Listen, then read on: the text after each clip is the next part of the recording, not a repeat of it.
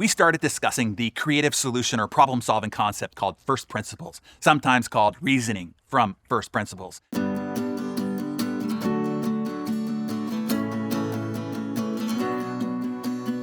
the idea is to break down complicated problems into basic elements and then reassemble them from the ground up to solve problems or discover your breakthrough.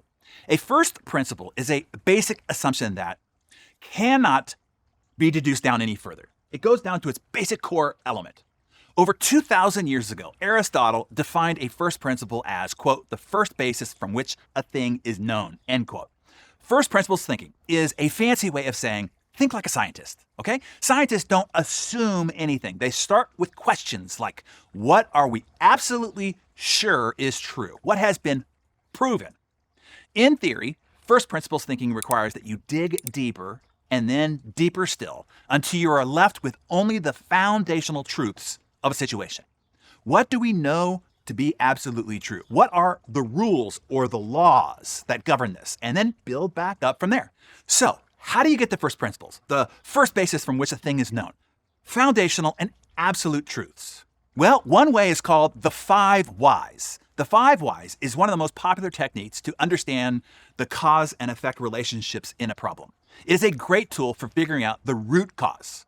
It works by asking why up to 5 times in order to drill down into the real issue or cause. So the 5 why technique was first popularized by the founder of Toyota Motor Corporation in order to help fix problems that they had with their machines and manufacturing process. The 5 why technique can be used to arrive at any one of the causes, including a final, formal, material, or efficient causes. So let's say that you want to solve a problem. Why a watch made for the youth is not selling well. Here's the 5 why analysis, which will help identify different causes. And you keep asking why until you get down to the first principal cause. Sometimes it takes 5 whys, sometimes less. As I go through this example, okay, notice how many assumptions would have been made after only the first couple of answers to why, and where most people would have stopped without digging deeper, and how you might have made poor decisions about your marketing, distribution, or manufacturing, or decisions that would have been ineffective if not devastating. Okay, the first why is, why isn't this watch selling? The answer? Well, because the price of the watch is higher than the competitive products in the market. The second why is our price so high? Well, because the manufacturing cost is high, which is why we have to price it so high. The third why is our manufacturing cost so high? Well, because one of the materials that we use in the manufacturing process has disproportionately skyrocketed, which is why our manufacturing costs are so high, which is why we have to price it so high, which is why it's not selling. The fourth why is that material so expensive? The answer? Because that particular material is imported from a remote supplier, which is why the materials cost so much, causing our manufacturing costs to be high, forcing us to price the watch too high. So that's why it's not selling and we're losing money, and the board is asking for us to reduce staff and cut their pay. But now you have the first principal cause. You can start solving at the actual source of the problem.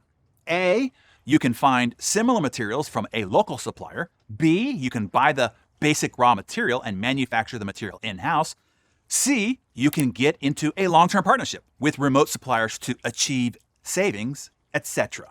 And then voila, problem solved, staff and financial future saved. Understand this. Ironically, often the best way to develop cutting-edge ideas is to start by breaking things down to their most basic fundamentals. Even if you aren't trying to develop innovative ideas, understanding the first principles of anything that you're trying to master is a smart and savvy use of your time and attention. Without a firm grasp of the basics, of the fundamentals, there's little chance of mastering the details. And it will be the details that make all the difference, particularly at elite levels of competition. And tell us, what is a current problem or creative solution that you are pursuing, which you will take through now the 5 why exercise? Share that with us in the comments below.